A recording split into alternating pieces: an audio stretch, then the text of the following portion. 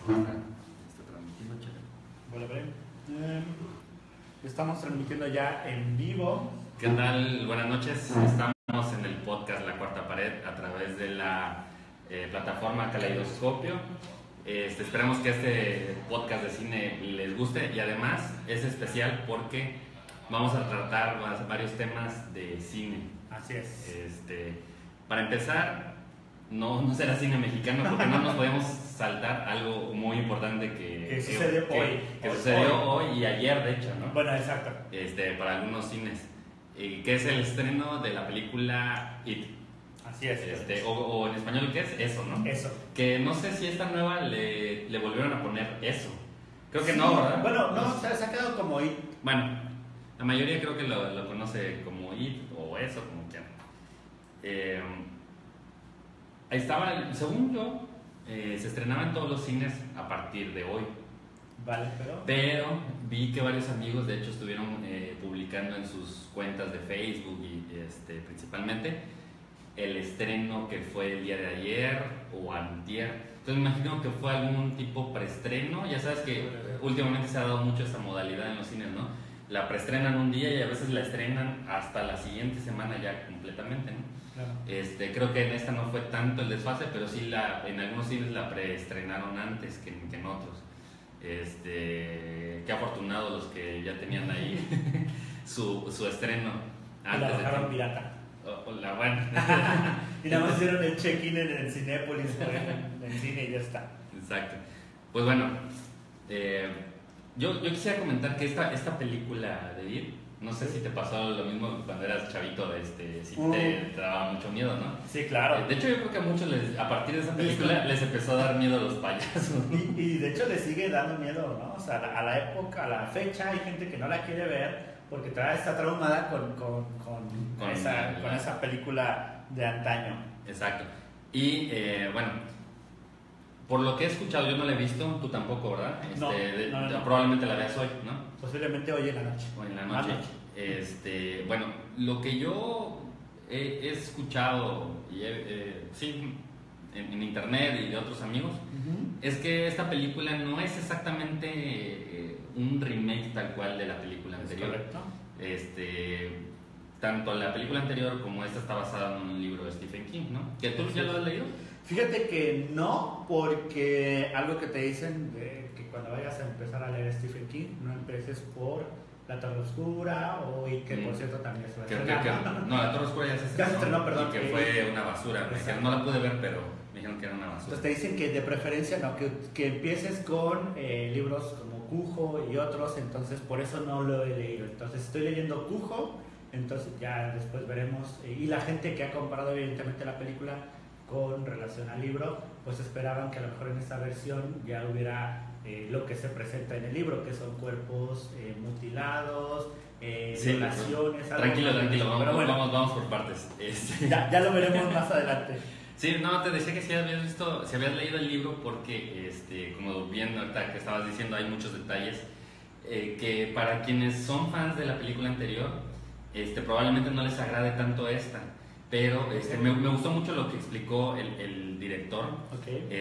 Que las mayores personas que no están conformes con la película es porque nada más han visto la película, la primera, ¿no? La de Pennywise. Vale. Bueno, la primera que salió. Entonces, pero si has leído el libro, dice que estarás muy a gusto con la versión porque está más apegado al libro que a la película, ¿no? Que al final de cuentas es de donde se basa también la primera película, ¿no? Entonces, yo no he leído el libro, pero sí estaría interesante leerlo y comparar con la película, a ver qué tanto se parece o no. El director de esta película es un argentino, no sé si sepas. Andrés Muschietti, que me llamó mucho la atención. Yo nunca había escuchado de él. Bueno, que en general que un argentino estuviera haciendo cine en Hollywood, no había escuchado. Y pues sí, y aventarte una película de ese tamaño está... O sea, me refiero no nomás por el presupuesto. Sí, lo que implica, o sea, todo lo que hay detrás. Y sobre todo porque es una película muy querida o muy odiada, pues en el buen sentido, ¿no? Por muchas personas. Exacto. Es el referente de terror de los años 80, ¿no? Fue la primera película. Más o menos de los 80. Sí. Entonces está interesante que un argentino se haya aventado ese paquete y que lo haya hecho además muy bien, por lo que he escuchado. Pues sí, ha tenido unas increíbles calificaciones. Mira, Rotten Tomatoes le da 86%. O sea, que no es lo, no, mira, no es lo máximo, pero para hacer. A ver, cuando se empezaron a hacer los estrenos en Estados Unidos tenía el 90 y 95%. Evidentemente ya conforme va incrementando el número de personas que la evalúan, evidentemente tú sabes que la calificación baja, pero por ejemplo las otras películas que hemos reseñado, por ejemplo con Rotten Tomatoes, tenían 70, 46 o 50 o 70 y un 86% para ir. A lo mejor no es lo óptimo, que probablemente va a ir subiendo. Exacto, porque finalmente aquí en México apenas se va a estrenar, sí. Entonces las puntuaciones posiblemente ya vayan a ir aumentando en los próximos días. Al día de hoy es en 86% y hasta el momento ha recapitulado o ha recuperado 123.5 millones de dólares. Hasta el momento. Seguro yo creo que se va a duplicar eso, ¿no? Todavía faltan, creo que no se han estrenado en la mayoría de los países. Sí, no, eso nada más fue en Estados Unidos. Y China, creo, o algún país por ahí. Vale, y bueno, que más o menos es el presupuesto que tuvo la serie de televisión de IT hace mucho tiempo y que fue algo que llamaba mucho la atención, que era la primera vez que a una serie de televisión le asignaran ese presupuesto, ¿no? Entonces cumplió las expectativas y hasta el momento por lo menos ya recuperó lo que invirtieron hace... No, es que te voy a decir un dato interesante. La película IT, la primera, bueno, la única que había, en realidad no era una película, no sé si sabías, era una serie televisiva. Exacto. Y que vieron que funcionó muy bien y la hicieron una película, muy bien filmada y todo, o sea, es un referente del terror de esa época, ¿no? Ahora, lo que te decía de Andrés Muschietti, lo que me llamó la atención también es de que esta película se filmó, si no mal recuerdo, alrededor del presupuesto fue de 32 millones de dólares, que dices, es un chorro de dinero, pero por ejemplo, nada más para poner en contexto, cualquiera de las Transformers más... No hablemos de eso porque implica mucho más, no, hablemos por ejemplo más o menos del nivel, hablando de terror y del mismo, que podría ser el mismo presupuesto, por ejemplo Annabelle, Conjuro, todas esas son más o menos del mismo estilo. La más baratita está en 100 millones de dólares de ese tipo de películas, entonces no gastó ni siquiera la mitad y hizo una muy buena película. Entonces eso habla muy bien de él, de que no necesitas el gran presupuesto. Exacto. De Hollywood para... no se ve nada mal el aspecto visual que hay. A mí, por ejemplo, este payaso la caracterización me ha encantado. Creo que es evidentemente con la tecnología todo se puede hacer mucho mejor, pero creo que la caracterización de al Pennywise que ya conocemos, en lo personal me gusta mucho más. Se ven más diabólicos. Sí, te voy a decir una cosa, un poco de lo que decías, que al principio, antes de que se estrene, varios meses atrás, antes del estreno de esta película, había mucho hater, por la razón del payaso, precisamente, porque sí se salió un poco de la imagen que teníamos. Sí, ¿no? claro. Y muchos estaban como no conformes, ¿no? Y sin saber cómo estaba la película, ¿no? Bueno, yo era un poquito uno de esos, para serte sincero. Pero ya que he visto un poquito más, ya que han soltado un poquito más de material, más allá del tráiler y que he visto otras cosas, la verdad es que lo reinventó, pero de una forma padre, sin salirse demasiado tampoco del contexto, que es un payaso, que al final de cuentas que es un monstruo, o sea, es un payaso, pero es un monstruo también, ¿no? Sí, o sea, en teoría no saben cómo llamarle y por eso le llaman It. Exacto, ¿no? Porque siempre se dan cuenta que los niños, al estar contando sus historias, dice, es que se me aparece eso que no saben cómo llamarle, ¿no? Entonces por eso de ahí viene It. Eso, exacto. Entonces, y bueno, que el final de la película viejita a muchos los decepciona, ¿no? Que al final es una araña y que no sé qué. Sí. Pero es que en el mundo, yo también me gusta mucho leer y me he puesto a escuchar cosas del libro de Stephen King, y obviamente ahí hablan de It y todo, ¿no? Y entonces hablan o hacen esa comparación que a mucha gente dicen, ah, no, es que al final es una araña, pero bueno, en el libro no es tanto que sea una araña, sino que se te aparece con relación a tus traumas personales. O sea, si tú tienes una aracnofobia, pues se te aparece en forma de una araña. Si tú tienes una cuestión con los payasos o con algo en particular, sí, a lo que le tengas miedo, ¿no? Entonces, por eso le dicen eso, porque a todos se les puede aparecer o se les aparece de una manera diferente. En la película lo plantean como un payaso general, pero me parece que en el libro se les parece de manera diferente y por eso lo llaman eso, porque a todos se les aparece de una manera diferente, pero es la misma entidad que los está acosando y asesinando o violando, ¿no? De hecho, te voy a dar un dato un poquito más allá de eso. Hágase la redundancia. En el libro, por lo que he escuchado, el personaje del payaso se convierte en los monstruos tradicionales, en un hombre lobo, pero o sea, si adaptas eso ya está como que desfasado, ¿no? Claro. Ya nadie le da miedo a ese tipo de cosas. Entonces, por eso en la primera versión de It lo transformaron en la dejarlo araña. en una zona exactamente. Y acá no sé si se transforma en algo más, me imagino que sí, ya lo veremos. Pero pues de ahí viene porque como que se brinca un poco, ¿no? De siendo un payaso se transforma en algo que no tiene nada que ver. Claro. Pero al final de cuentas es un monstruo, ¿no? Algo que también mete mucho en el terror psicológico es la cuestión de que esta entidad, que normalmente tenemos la concepción que un fantasma o un monstruo no te va a seguir si tienes la luz prendida o es de día o estás en la calle, ¿sabes? Y en la película vieja lo que hacen es sacar al payaso en una biblioteca donde está la gente y la única persona que ve al payaso pues era bueno, en ese caso ya era adulto, ¿verdad? Pero Sí.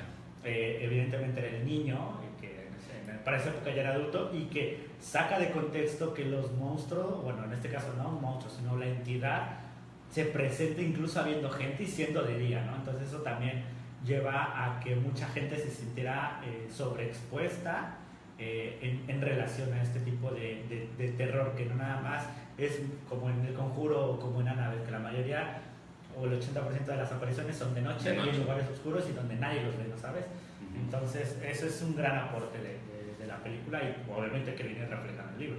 Sí, ¿tú viste cómo hicieron su campaña de marketing en Estados Unidos y en otros países? Me pareció bastante original, ¿no? En las alcantarillas ponían un globo rojo que pues flotaba, ¿no? Y en algunos pusieron en el piso estreno próximamente, ¿no? Y entonces eso está, o sea, no necesitas un gran presupuesto para hacerlo, ¿no? O sea, ¿qué te cuesta un globo y ponerle helio y ya está? Y es muy representativo, sobre todo en esta película, he visto que es muy representativo el globo y el niño con el chubasquero, dirán los españoles. Ay, puta madre, se me olvidó. Bueno, estar haciendo la broma. Bueno, el impermeable amarillo que trae el niño, que es muy representativo de la película, ¿no? Y si te das cuenta en el cartel, en el póster, sale el niño con el globo. Con el globo. Que te voy a explicar, sí, bueno. Espera, antes de que cambies de tema, perdón. Esa campaña la trataron de pasar a Estados Unidos, no sé si fue a propósito por la distribuidora o fue alguna persona que quiso hacer esto, pero no le pusieron el de estreno próximo y dejaron simplemente los globos, y la gente en Estados Unidos se asustó realmente, no tanto porque fuera a ser el Pennywise de verdad, sino simplemente porque a lo mejor alguien trataba de hacer algo que pudiese terminar en una tragedia, ¿no? O sea, algún loco que se haya creído la película y que empezara a realizar algo. Pero perdón por interrumpirte, ¿qué nos vas a contar? No, que por ejemplo, otra cosa en las que me gustó de la película, de lo que he visto, el casting dicen que está muy bien, a pesar de que son puros chavitos. Sí es un poco incómoda de ver la película, hay cosas bastante fuertes, de hecho es clasificación C, o sea, ya de entrada te dice bastante, ¿no? ¿A qué vas a ir a ver? Sí te lleva como al límite de sentirte incómodo de ver qué están pasando los niños, ¿no? Uno de los niños que sale se llama Finn Wolfhard, a lo mejor lo ubicas de nombre, no, ni yo lo estoy leyendo, pero ¿cómo se llama la serie de Netflix? Stranger Things. Stranger Things, ahí sale, es el personaje principal. Entonces, es como una de las mejores actuaciones ahí dentro de la película, pero todos los demás están muy bien. De hecho, también sale una niña, sale, ya sabes, el clásico, el negrito, porque está un poquito más gordito y cosas así, ¿no? A diferencia de la otra película, la primera película, no vas a ver nunca a los niños, porque no sé si te acuerdas, pero en la primera es de los niños tienen, perdón, los adultos tienen un flashback de cuando se enfrentaron al payaso, ¿no? Bueno, acá no, acá está pasando, ¿no? Está pasando la historia, nunca los vas a ver de adultos. Y algo muy importante, no dejan abierto, es claro que si funciona va a haber una segunda o tercera parte. Sí, por eso en muchos lados lo que me sacaba de onda que decían, y primera parte, y yo decía, sí, ¿qué onda? Pero bueno, ya leí y todo, pues sí te dicen que solamente es la primera parte de esta, pues no sé cómo llamarle, porque sería una secuela, es que no sabemos si va a ser una... Pues es un tipo remake, no sé, o una adaptación, una nueva adaptación del libro, ¿no? Más bien, yo creo que es eso. A diferencia del Pennywise, que es el payaso principal, o sea, el personaje principal, el payaso diabólico que sale ahí, o monstruo, no sé cómo llamarle, ¿no? Entidad. A mí lo que pude notar la diferencia entre y el anterior es que el anterior sí te daba miedo, pero era como muy... obvio. No, como muy... no tenía matices, o sea, sí era el payaso que te asustaba, no acartonado, porque nunca fue acartonado, sino muy lineal, o sea, siempre en la misma... El plan de siempre estoy loco, ¿no? Ajá. Vale. Y acá no, aquí, por ejemplo, en la primera escena, no te da miedo así, te da como un suspenso, ¿no? Y de repente va cambiando los matices y todo. Yo estaba leyendo un review de una persona que decía, Pennywise no lo voy a ver, ¿no? Pero pues llegó al cine y que lo estaba viendo. Dijo, no, esta película no es la mía, porque empieza como muy onda de película de terror chafa, ¿no? Muy parecida a la primera, donde le está haciendo el barquito y a su hermano, y sí, el niño sale a jugar y se va a la alcantarilla, el barquito va por él, y cuando llega ahí está el payaso Pennywise, ¿no? Entonces, a diferencia de la primera, creo que casi inmediatamente lo espanta y desaparece el niño, ¿no? En la primera película. Acá no, acá todavía establece un diálogo y se trata de ganar la confianza del niño, ¿no? Al final le dice, no, pues ya me tengo que ir, no sé qué, y le dice, no te puedes ir porque yo tengo tu barquito. Y dice, ven por él, y de hecho es la toma del tráiler, que dice, take it. Y entonces cuando el niño mete la mano, le arranca el brazo completo, y ahí es donde completamente se transforma la película de que esperabas así. Que se lo comiera como en la primera. Ajá, o que desapareciera, porque nunca sabes que se lo comió, ¿no? Que desapareciera simplemente, y acá no, o sea, le arranca el brazo y la sangre por todas partes. O sea, ahí cuando te das cuenta realmente que, esto no es lo mismo que la primera, ¿no? La primera película. Entonces, Bueno, para la gente que no la ha visto, pues denle gracias a George que esa parte la acaba de revelar. No, pero es que lo conté, porque sé que no va a afectar en nada, o sea, lo que viene después de eso es realmente... Y además muchos intuyen esa parte que no es necesariamente que le arrancó el brazo, pero que el niño desaparece, ¿no? Por obvias razones. Además ya lo viste, o sea, ¿sabes? Sí, exacto. Entonces, no sabía que alguien se iba a quejar de este spoiler, pero es justificado. Bueno, vale. Pues yo creo que con It hasta aquí la dejamos, porque no quisiera poder hablar más, pero no la hemos visto. De hecho, hasta pensamos, ¿te acuerdas que fuéramos al cine y que la transmitiéramos? Sí, de hecho habíamos pensado ir al cine, hacer a lo mejor un pequeño video desde ahí, y a lo mejor saliendo a hacer el review, pero era mucho rollo, ¿no? Sí, el trabajo también nos tiene un poco atorados ahí. Exacto, cortos de tiempo, pero bueno, nada. Bueno, y ahora sí, iniciando septiembre, mes patrio, se nos ocurrió, curiosamente, para que no han visto los podcasts anteriores, en el podcast anterior estábamos hablando de cine francés, ¿no? Y de repente pasó un tema y otro tema y terminamos hablando de cine mexicano durante mucho tiempo, ¿no? Y llegamos a la conclusión que en general no nos gusta el cine mexicano y hablamos poco en este podcast por la misma razón. Sin embargo, no todo es malo en el cine mexicano. Exacto. Entonces, valía la pena dedicarle un tiempo a hablar de eso y qué mejor que pues este mes, ¿no? Y que Así mañana se celebra el grito de la independencia. Exacto, la independencia. Entonces, pues bueno, yo traje un poquito dos temas interesantes. Uno, la historia del cine mexicano. Vale. Muy breve. Tampoco quiero darles cátedra, que tampoco la sé completa, Sí. pero, A ver, pero muy breve. somos fans del cine y tampoco no sabemos todo, ¿eh? Exacto.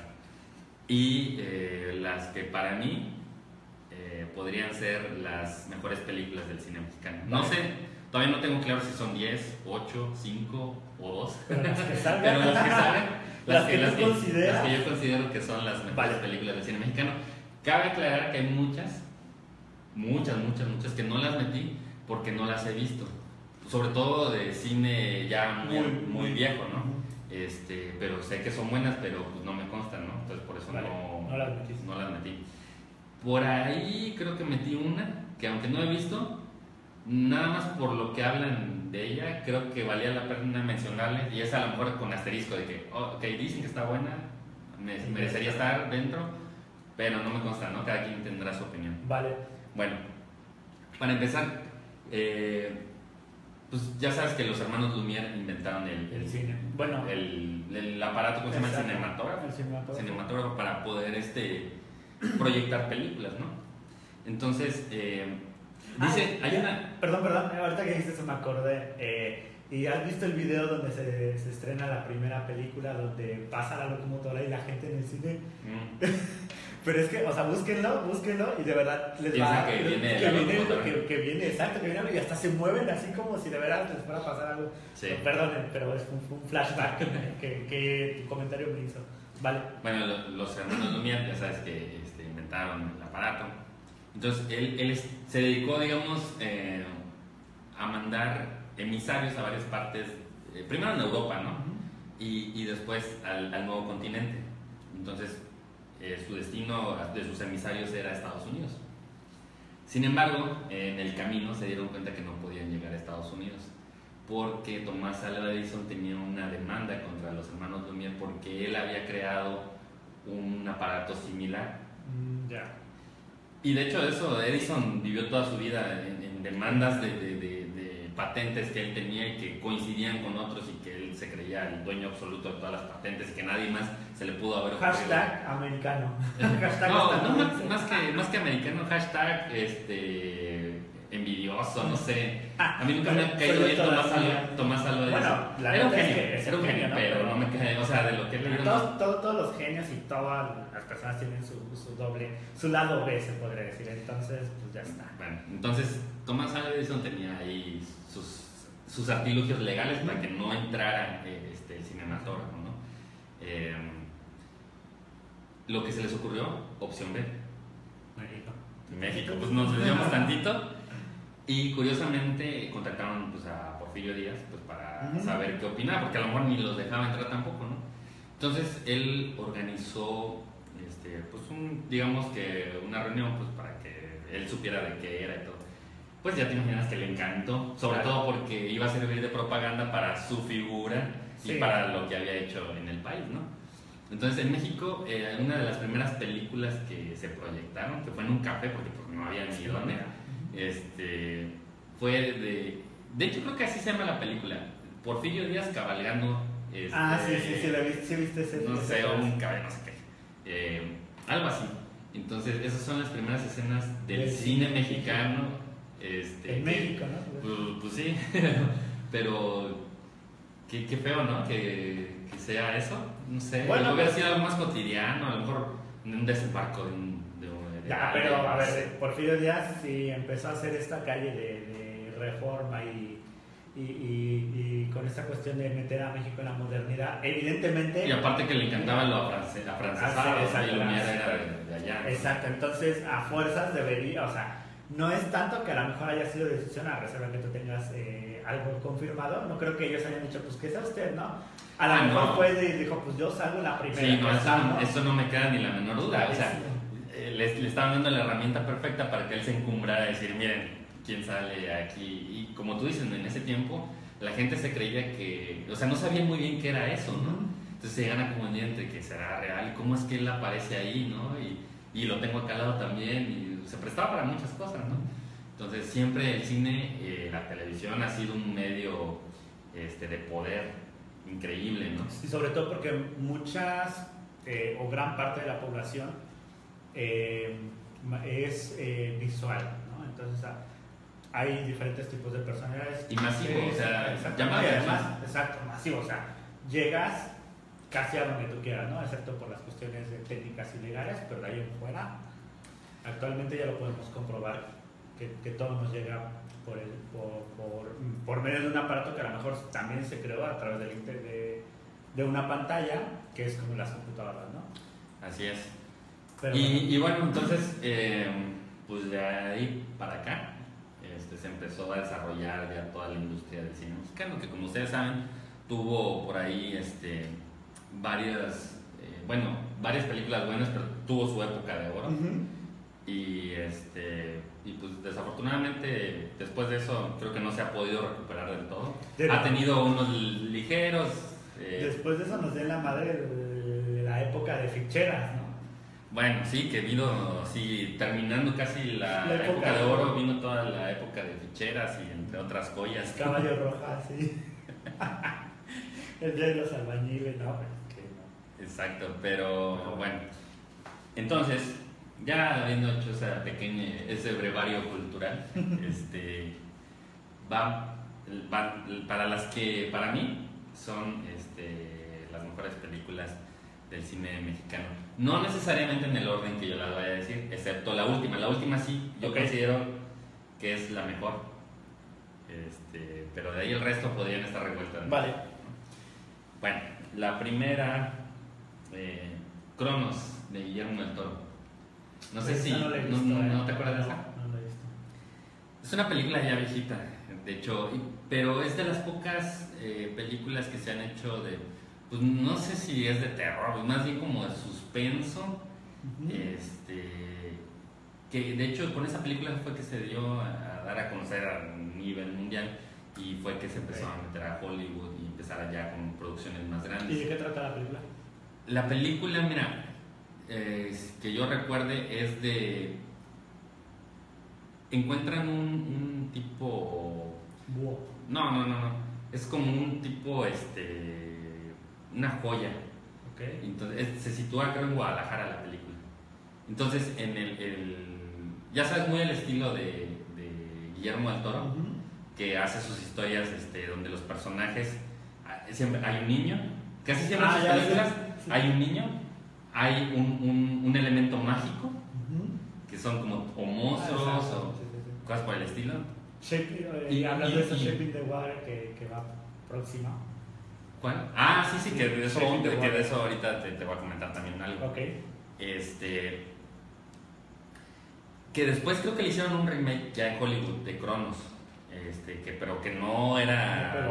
No era necesariamente la versión de Guillermo del Toro. Vale. Y también, no sé si te has dado cuenta que en la mayoría de sus películas sale un personaje adorable viejito. La mayoría de sus películas, bueno. En esta no es la excepción. Es una película que habla acerca de... Trata mucho el tema de suspenso, sobre todo porque en una época donde no se trataba nada. Dime tú, no sé, 3 películas de terror mexicanas que recuerdes. ¿Buenas o malas? Pues ya no podemos decir buenas, pero... Es una mierda, la verdad. Bueno, digamos aceptables, ¿no? A ver, no, es que está cabrón. O sea, O sea, te voy a decir de las que me acuerdo, porque Kilómetro 31, Ajá. Hasta el viento tiene miedo, que también es una mierda. Ahora, esa, la de Hasta el viento tiene miedo, ¿quién es? Ay, espera, no recuerdo el director de esa película, a ver si lo podemos checar, si hay que revisarlo.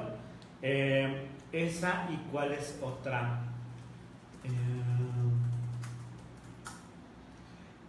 Había una que se llamaba Santos, creo. Santitos, no, esa es la otra cosa. Bueno, no. Nos está costando mucho encontrar películas, ¿no? De eso habla mucho el director Carlos Enrique Taboada, hasta el viento tiene miedo, pero no sé si es esa, porque creo que hay una versión viejita. Sí, es esa, creo. Y bueno, el chiste de esta reliquia que te digo que es como en forma de como escarabajo, pero tiene joyas y es así como, está chido, ¿no? Un viejito descubre ahí como la fuente de la eterna juventud y de ahí se desarrolla todo un tema así medio escabroso, ¿no? De hecho el viejito es un anticuario que vive en una vecindad, entonces no sé si más o menos creo que sí, me estás o sea, es que en su tiempo fue muy famosa y creo que hasta en el Canal 5 la pasaron varias veces, ya sabes que creo que sí la llegué a ver, ajá. Y bueno, yo me acuerdo que esa fue una muy buena película, la disfruté mucho, ¿vale? Y la puse de principio porque pues es la primera que me vino a la mente, ¿no? Uh-huh. ¿Y tu mamá también? De Alfonso Cuarón. Muy buena. Muy buena, está divertida, cuando las groserías no se decían nada más por querer ser chidos, por ser chido en la película, sino porque la metían hasta cierto punto de contexto, ¿no? Exacto, porque la escena lo requería, ¿sabes? Exacto. Amores Perros, casi ganó un Oscar a mejor película extranjera, pero se le fue. ¿Qué otra? Espérame, déjame, es que aquí tengo un apunte de cuáles había visto. Sí. Aventurera, que es una película ya viejita, sí. Es de 1949, pero de ahí se basaron todas las obras de teatro y otras películas, creo que hubieron después, que se llamaba Aventurera. Creo que siempre el cine de esa época, un poquito más adelante de la época dorada, fue mucho, pero mucho mejor, ¿no? ¿Qué otra película? Ahorita te digo.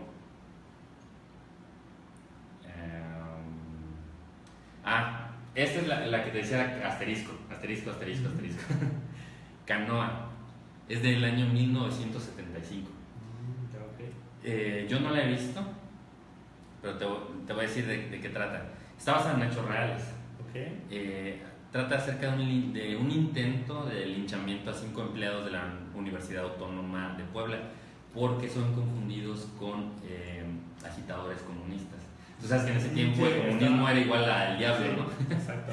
De hecho, también por eso la mala fama de la gente que se deja el pelo largo, que de seguro tú, a lo mejor como joven, si en algún momento te quisiste dejar el pelo largo y tu papá era de una generación de esos, te decía que eras comunista. Exacto, y eso fue una pelea muy grande entre mucha familia en ese cambio y brecha generacional. Incluso el rock estaba prohibido en México en esas épocas. Sí, y por ejemplo, elementos importantes que todavía se siguen repitiendo, ¿no? En la película, supuestamente, el que incita todo eso es un padre, es el padre de la localidad, ¿no? El cura, ¿no? Y está interesante, bueno, estaría interesante verlo. He visto que todos, sin excepción, tienen excelentes críticas de esa película. Y está narrada como un estilo documental. O sea, si te pones a analizar, está adelantada a su tiempo, ¿no? Se narrada en estilo documental basado en hechos reales. Esto fue en Puebla. Y digamos que donde está todo el asunto es cómo ellos tratan de defenderse de esa turba que los acusa de ser comunistas, que no sé exactamente qué de malo tenía ser comunista. Bueno, en esa época... O sea, digamos que matas personas, ¿no? O sea... No, pero la ideología, ¿no? Tanto del gobierno, que realmente viene influenciado, y de Estados Unidos, que evidentemente era su principal guerra comercial entre una nación comunista y una nación capitalista, ¿no? Básicamente sistemas económicos. Y evidentemente, pues en esa época hay que recordar, ahorita ya es tan fácil como decir, tenemos un poco más de libertad, pero en esa época lo que decía el gobierno y lo que decía la televisión era ley, ¿no? Y ni se diga lo que decía la religión. Entonces, evidentemente la religión en contra, el gobierno en contra, la televisión por ende en contra, pues entonces era como tú dices, ¿no? Eran el diablo. Entonces, estaría interesante ver la perspectiva a esta época, a cómo se pudo o cómo se vivió en esa época. Sí. Hay otra película que se llama Vámonos con Pancho Villa, que por cierto está en YouTube. Sí. La pueden ver ahí en YouTube. Me gusta la temática, me gusta cómo fue filmada, me gusta que no te pinta a un Pancho Villa bonachón como en la mayoría de los casos. Pasaba mucho que a Villa lo pintaban que era muy bueno o que era muy malo, ¿no?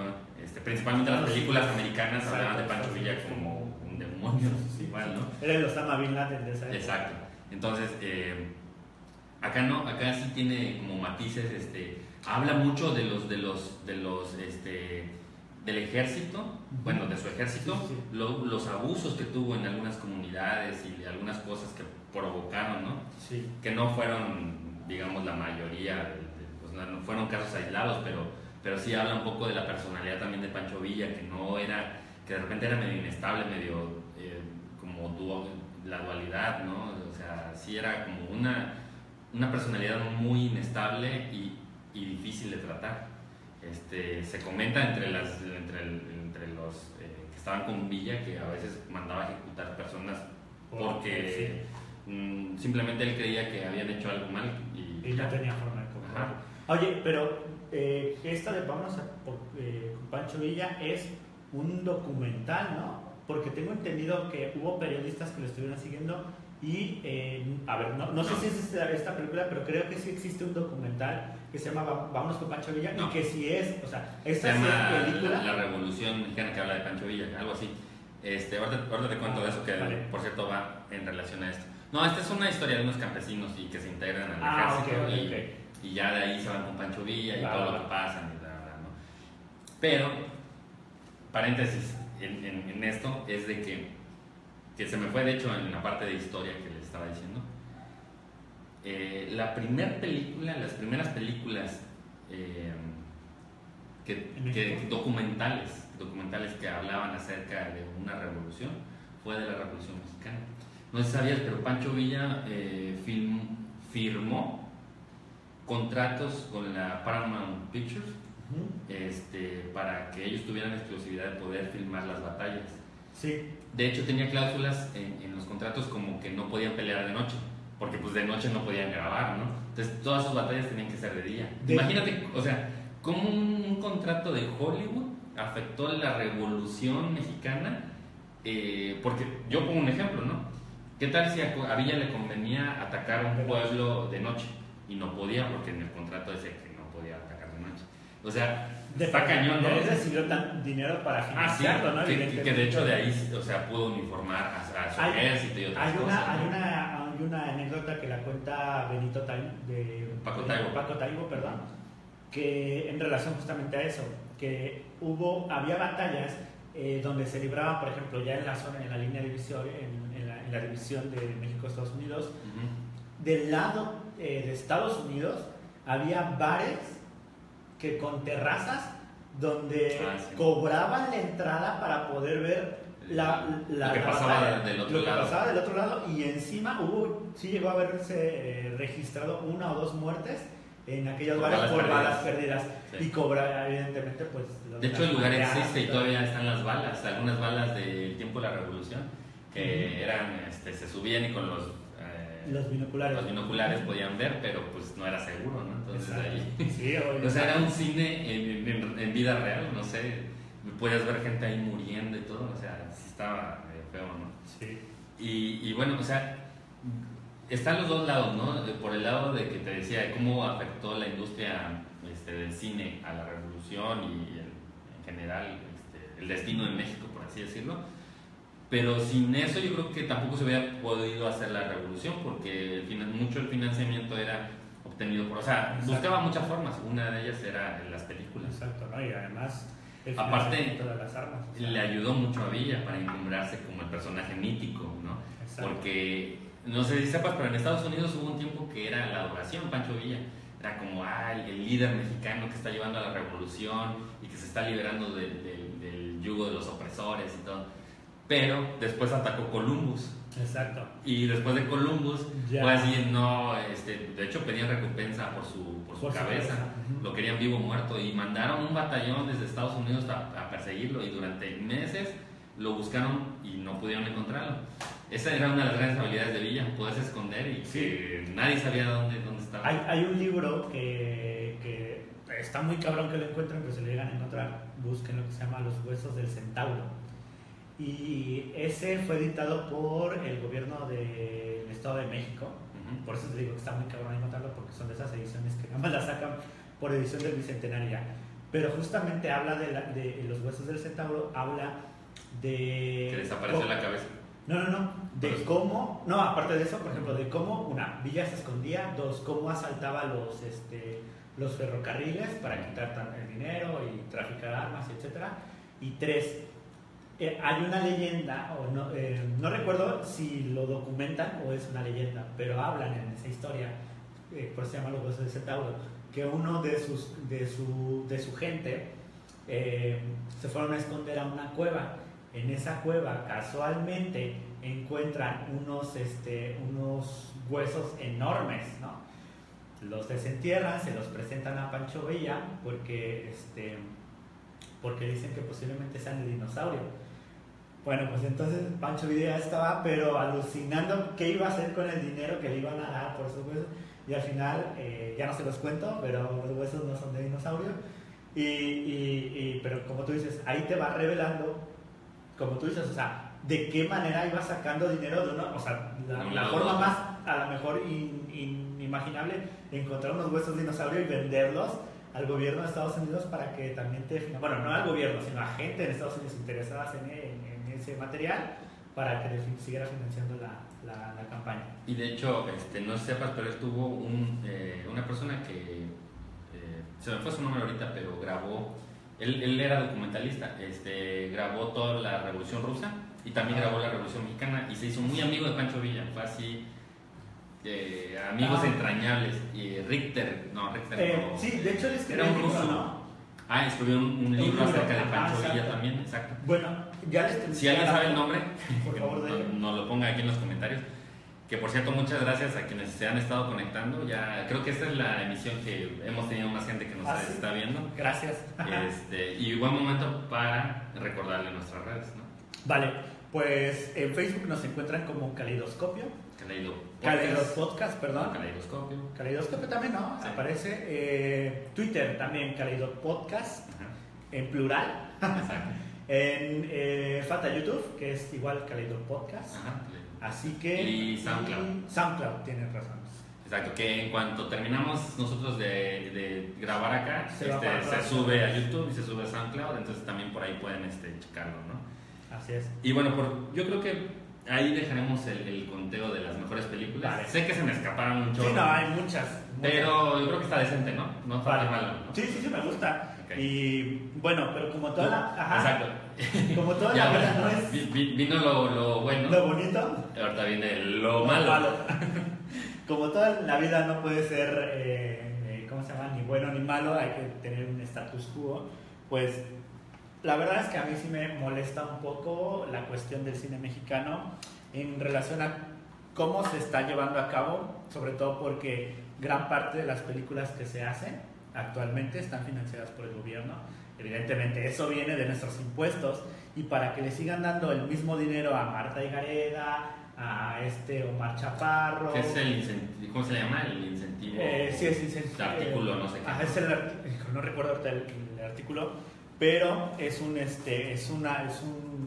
IMCINE. El IMCINE les da el dinero, evidentemente les tienen que presentar la propuesta. Evidentemente, pues se tiene que Eficine, perdón. Exacto. Entonces, he realizado una recopilación de las peores películas a mi consideración. Evidentemente, a lo mejor George nos dará las suyas.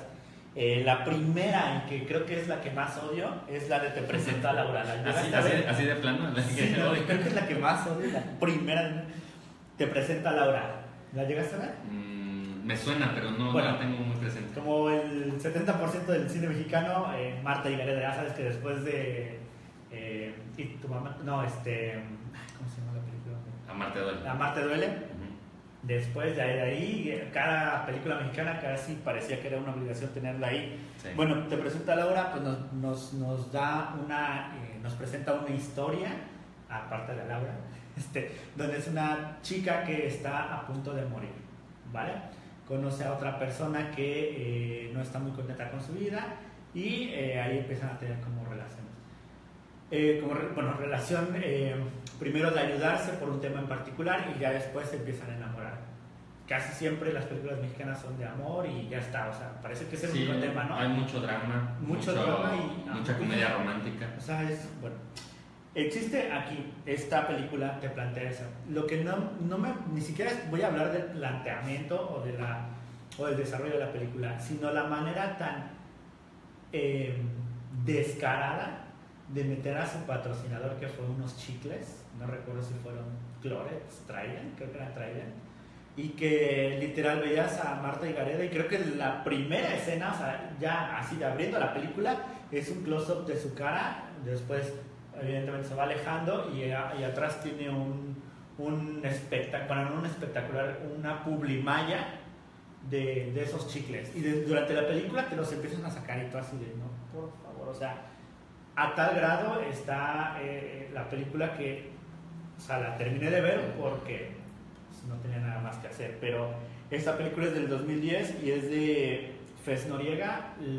Los argumentos son pobres, la dirección es pobre y lo que más odié también de esa película, aparte de la publicidad descarada, se podría decir, es que ahí hablábamos hace rato, George, Amores Perros.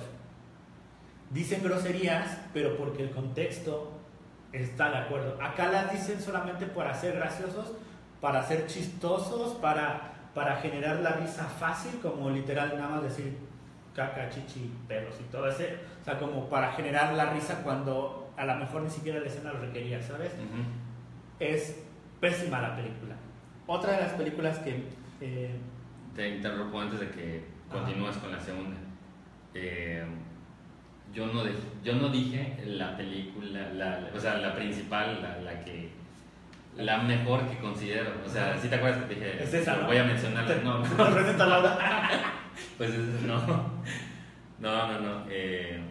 A lo mejor sí sabes de qué película es Los Olvidados de Luis Buñuel, 1950. Bueno, está muy mal. Que de hecho creo que fue declarada por la UNESCO Patrimonio Nacional, ¿no? O algo cultural de la humanidad por la UNESCO. Curiosamente, retrata un poco la vida de ese tiempo, pero de la clase pobreza, de la pobreza muy cañón. Y esta película no es considerada como documental o como, ¿cómo se podría decir? Como realista, sino como, no sé si sepas, pero Luis Buñuel pertenecía a una corriente que era surrealista. Ajá. Era amiguísimo de Salvador Dalí, y de hecho hicieron una película juntos, el Perro Andaluz. Que tú me la recomendaste y la vi bastante. Está locochona, ¿no? Sí. Y bueno, está considerada más como surrealista que como una película real. Pero ¿sabes? Algo que se me hace un poco, no tonto, pero un poco limitante es que justamente sea eso, ¿no? O sea, simplemente porque viene de la corriente surrealista no quiere decir que su película sea surrealista. Bueno, es que hay algunos elementos dentro de la película. Vale, ¿no? pero o sea, Perro Andaluz sí es. Sí. O sea, eso es completamente, pero Los Olvidados tiene elementos en los cuales se empezaba a usar no es pura fantasía. No es pura fantasía. Y se empezó a usar de México, por ejemplo, cuando me parece que, no me acuerdo si es un hombre o una mujer, el padre de familia, empieza a tener como alucinaciones con el demonio. Todas esas transiciones que después el santo y un chingo de directores mexicanos empezaron a usar, pero no sé si sea la primera, pero una de las mejor hechas fueron las que hizo Luis Buñuel, exacto. Pues ya nada más era eso, no quería dejarlo pasar porque era o sea, casi es la mejor de la lista que estaba dando y no la di, pues. Okay, bueno, continuamos. Otra donde sale Marta Higareda, Niñas Mal. Niñas Mal, esa creo que sí la vi un poquito. 2007. ¿Es de un concurso o no? No, son de unas niñas que están en un internado.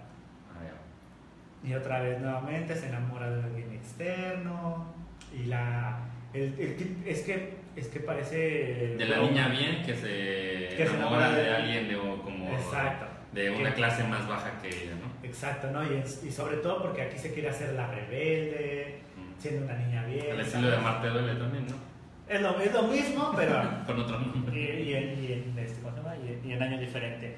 Esta película fue de Fernando Sariñana.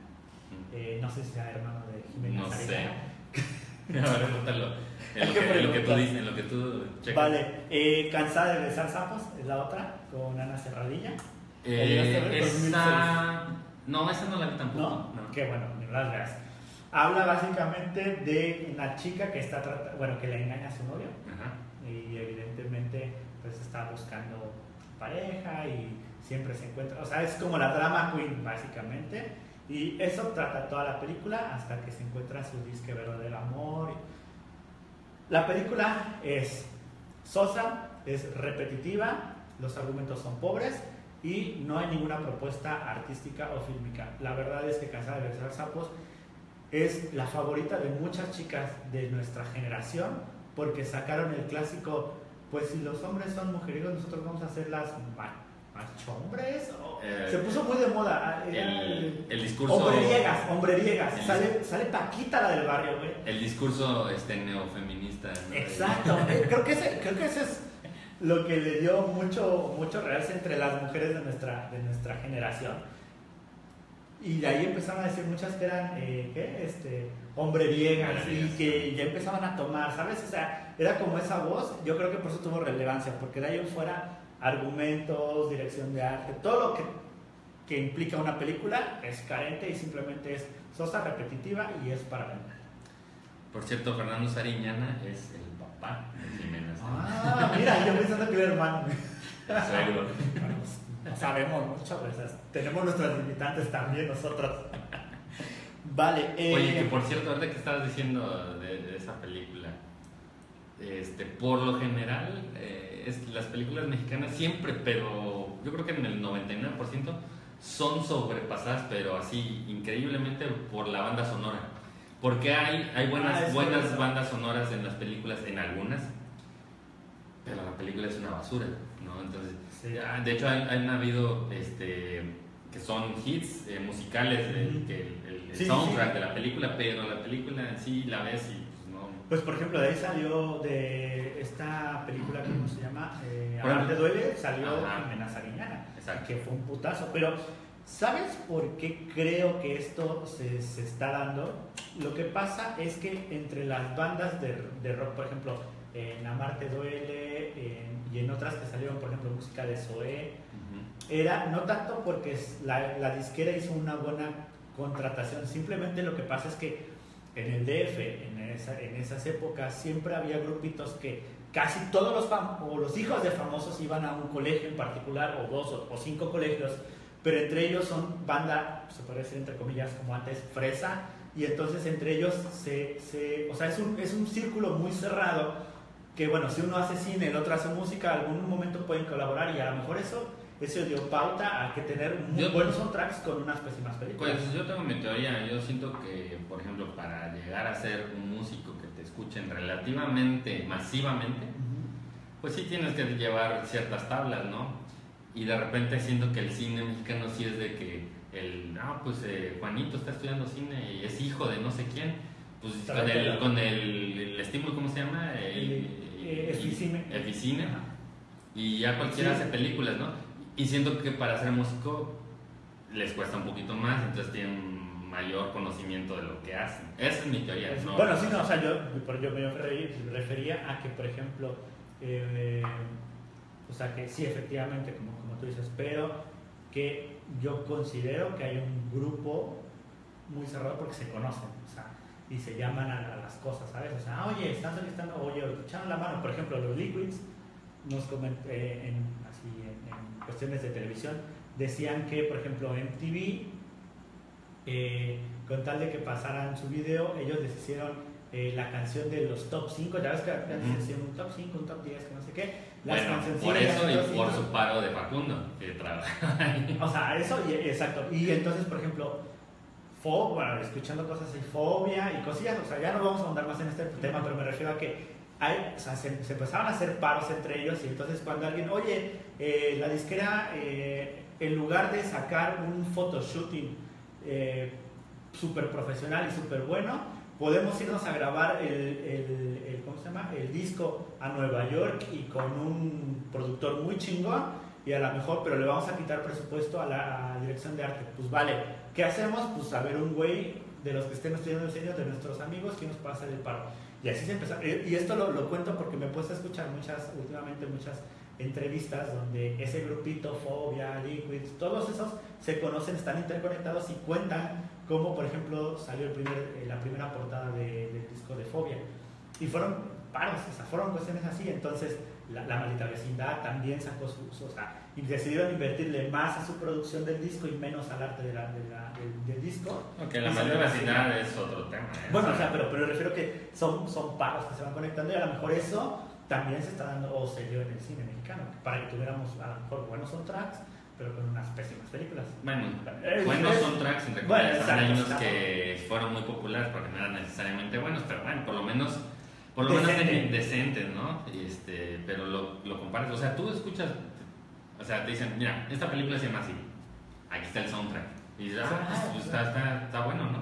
Y ves la película y dices, ¿y qué pasó? O sea, ¿por qué no hace el match, no?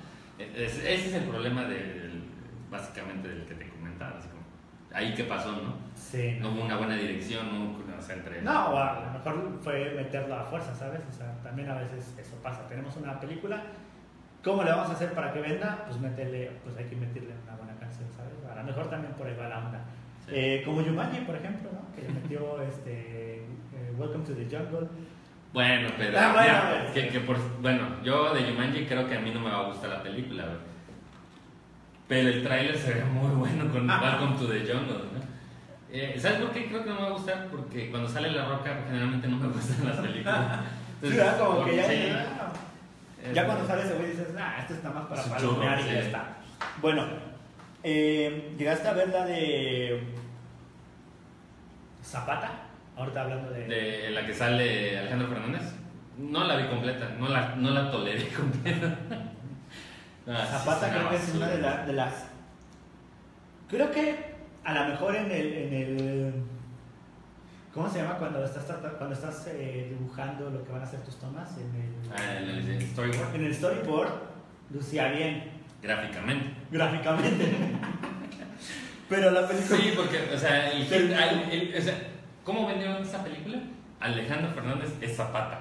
Ese era su marketing. Pero cuando la ves, imprecisiones por todas partes, cosas inverosímiles. O sea, dices, yo creo que se la sacaron de la manga así. Yo creo que la trataron de hacer tan artística. No, pero se pasaron, o sea. Que terminaron cagándola. Mejor hubieran dicho, se llamaba, no sé, Miguel, y que sea todo el prototipo de Zapata. Entonces, como que dices, bueno, quisieron copiar, pero no están fusilando ni están agarrando de la. A ver, toman cuestiones prehispánicas. Que no existieron. Que no existían ahí en esa... Bueno, o sea, sí existieron en el museo. No me refiero en la historia de Zapata. Exacto, es correcto. Utilizaron escenarios reales, pero que ya se veía... No hacía match, o sea, porque sabes que es un lugar real, histórico, que ahí sucedió, pero te están pasando las ruinas. Es como si ahorita quisieras hacer Exacto, que fue donde nació y está todo destruido, nada más. Y filmaron adentro en el cuartito donde se supone que nació Zapata, pero... Todo techos. Exacto, ¿no? Y a lo mejor, por eso te decía que a lo mejor en el storyboard se veía súper artístico, pero la realización quedó de la chingada. No, la verdad es que es pésima, es infumable. No sé, yo ni siquiera terminé, o sea, no sé cómo habrá terminado la película, pero... No, y además tratan, ahí, por ejemplo, cuando ya se casa, por ejemplo, Zapata, tratan de hacer una exaltación a lo que hizo Diego Rivera con sus murales de la exaltación del México indígena y revolucionario. Bueno, en este caso, por ejemplo, indígena nada más porque pasan una mujer sí, muy al estilo de Rivera con los claveles y todo, pero creo que es cuando esto pasa cuando quieres meterle mucha crema a los tacos, ¿sabes? Como que estaba de más o que hicieras muy bien en unos escenarios O sea, inventados Exacto. y que hicieras esas tomas, o te evitas un cómic mejor, ¿no? Y hubiera estado bien, fuera bien chido, el superhéroe Zapata, ¿no? Y con todo lo que estás diciendo. O sea, pero creo que es una de las peores películas que he visto, plagadas de errores y bueno. Sí. Si tienen la oportunidad, no la vean. Si tienes la oportunidad de no verla, no la veas. Y hay una que no mames, que también dije, Divina Confusión. No. Ya, es que, ¿sabes qué? Yo tengo una bronca con el cine mexicano. Que ya, o sea, me dicen cine mexicano, ¿qué más hay? O sea, ni siquiera lo considero. Salvo que alguien me haya dicho, ve esa película. Alguien que considere que tiene buen gusto. Porque me he oído fiascos que me dicen, no, esa está buenísima, que no sé qué. Por ejemplo, no me acuerdo quién me dijo de la de. Hace poquito salió una película con Carla Sousa. La de que culpa tiene el niño. No. Y la vi en Netflix y dije, vamos a ver. No, ni te cuento. En fin. Esa también está pésima. Con Mara Escalante como Doña Lucha. Sí, no. Ya, parece que estás viendo un sketch de Derbez. Y encima no les crees nada, ¿sabes? Sí. O sea, vaya. Divina Confusión se trata de lo siguiente. Es la historia de dioses griegos trasladados a la época actual, en México. ¿No es como una obra de teatro o algo así? Se podría, a ver, no sé si se hizo una obra de teatro y después se hizo la película. No, me refiero a que la película trata de una obra de teatro. No, es literal, trataron de contar la historia justamente como de los dioses griegos, pero con personajes reales. Ahí sale, por ejemplo, Alan Estrada. Mexicanizados, ¿no? Exacto. Súper. Alan Estrada. Ya sé cuál es. El blogger de Alan por el Mundo, ahí sale.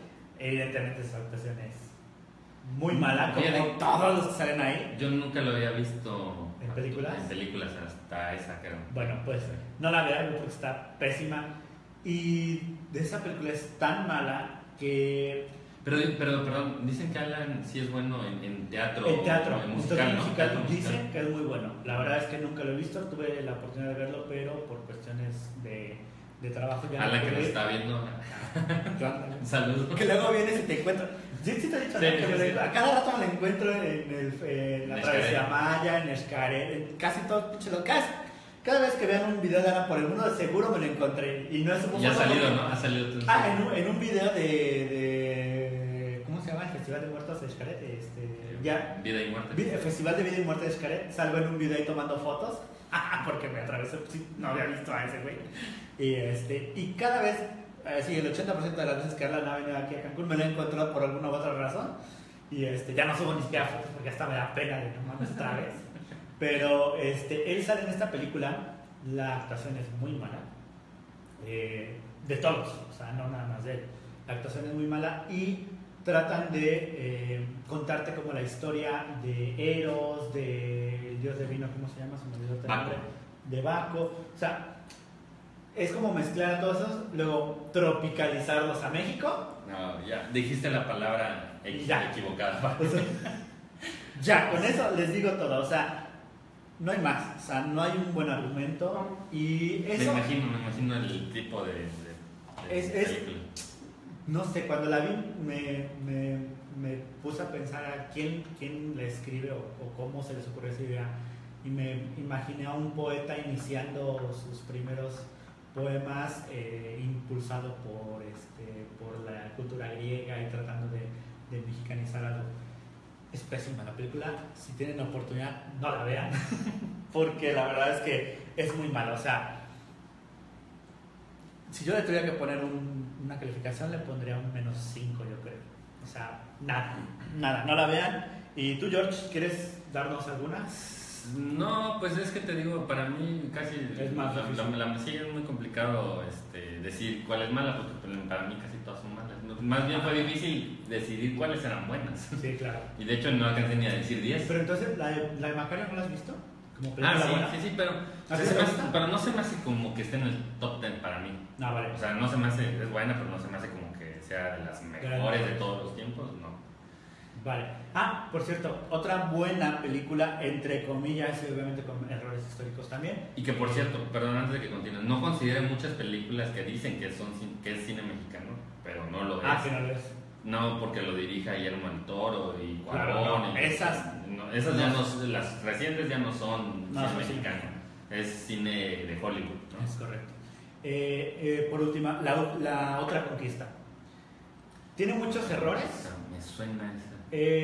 Sale este. ¿Hace cuánto tiempo? No, ya tiene un buen, de hecho, tendrá. No, creo que la estoy unos confundiendo. 20, 30 años, yo creo, más o menos. Es una. Habla sobre la conquista de México, pero no en la llegada de Cortés, sino ya en la colonia, en los inicios de la colonia, y la transición del pueblo mexicano entre la adoración de Tonantzin a la Virgen de Guadalupe. Habla más o menos de Está eso. interesante el tema, pero me imagino que la cagaron. No, fíjate que hasta eso está, no es así de espectacular, pero es decente. Errores históricos los hay, pero por ejemplo, si se fueron a filmar en pirámides reales, construyeron una Tonantzin de piedra, los códices literal eran de reproducción de piel de venado. Están pintando y es una pintura muy real, las caracterizaciones son espectaculares. Hay un actor mexicano que lo hace del fraile principal, pero se me olvidó ahorita el nombre del actor, pero habla un castellano, o sea, imita el acento español muy bien, hace una reproducción del penacho de Moctezuma espectacular. Que si sabes que no es un penacho. No, o a qué te refieres. En realidad, el que siempre hemos considerado el penacho Moctezuma, que está en Alemania, creo que si no en Alemania, en Austria, sí. Algo así. No, está en Alemania. En realidad no es un penacho. ¿Qué es? Es creo una parte como de la indumentaria que iba en la parte de como en la falda, algo así. Vale. Pero que pues tiene toda la pinta de penacho, pero no lo es. Que no lo era. Posiblemente, mira, eso yo a pesar de que he leído mucho de cultura prehispánica, no me ha tocado leer algo muy bien concreto. No, hay un estudio muy desarrollado, muy serio de varias universidades respecto, y no mexicanas, del extranjero. No me acuerdo si de Estados Unidos, pero del extranjero, que llegan a esa conclusión que el penacho no es un penacho. Pero bueno, ya en algún momento, cuando saquemos nuestro podcast de History Podcast, será bueno, o Drunk History, Fíjate que estaría bueno hacer un Drunk History, pero en podcast, ¿no? Ya bien pedo. Que pues casi, güey, ya ahorita. No, pinche Pancho, mira la onda. Bien pedo. Oye, bueno, por cierto, no sé si ya terminaste con la... Sí, ya. Para quitarnos el mal sabor de boca, les iba a comentar lo que tú estabas diciendo hace ratito, que Guillermo del Toro esta semana recibió el premio el León de Oro a la mejor película en la muestra de Valencia por la película La Forma del Agua, bueno, The Shape of Water. Algo que habla muy bien. Yo no soy muy fan de Guillermo del Toro, pero reconozco que es muy bueno. No es mi gusto, pero no me desagrada ver una película tampoco de él. O sea, la calidad la reconoces cuando la ves, ¿no? Y Guillermo del Toro tiene mucha calidad en lo que hace. Su estilo es el que de repente siento como que se encasilla mucho en algo, pero bueno, no me desagrada ver ninguna de sus películas. Cuestión de gusto nada más. Y bueno, un premio más del cine mexicano para cerrar con broche de oro, para que vean que hay, bueno, no buen cine mexicano, pero hay buenos que hay mexicanos que pueden hacer buenas cosas. Exacto.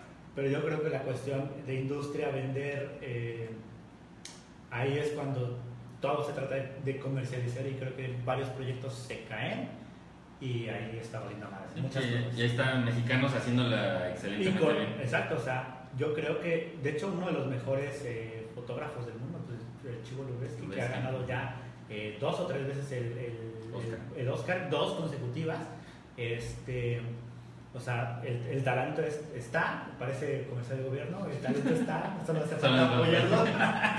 Pero literal eso, pero lo que en gran parte a México y en gran parte de sus industrias está pasando es que tratar de comercializar tan pronto y hacerlo masivo para la gente es lo que le está dando la madre a muchas cosas. Ahí está la prueba de que se pueden hacer bien las cosas, hay talento, solo hace falta apoyar. No es cierto. Y Pero pues bueno, ya llevamos de hecho más de una hora de podcast. Creo que nunca habíamos sobrepasado la hora. Pero bueno, es que el tema da para mucho, pero esperamos que no los hayamos aburrido durante la transmisión de este podcast. Esperamos que nos sigan viendo en las próximas. Prometemos ser cada vez más interesantes y tocar temas más divertidos, ¿no?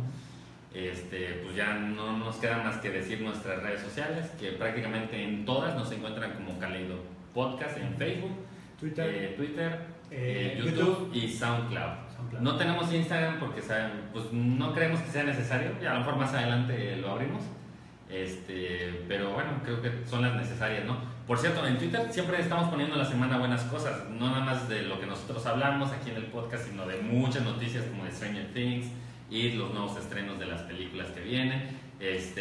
Hay cualquier artista que haga topless también ahí está.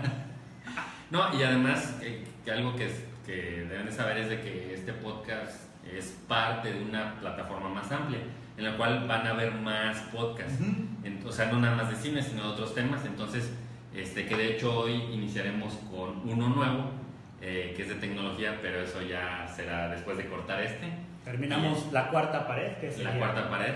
Esperamos que les haya gustado, esperamos también que nos sigan en nuestras redes sociales, que comenten el video, lo que sea, bueno o malo. Sí. No nos queda más que despedirnos. Yo soy Jorge Domínguez. Iván Reyes, así que... Y esto fue La Cuarta Pared. Chao. Yo me quedo aquí haciendo el tonto en lo que George corta, mira.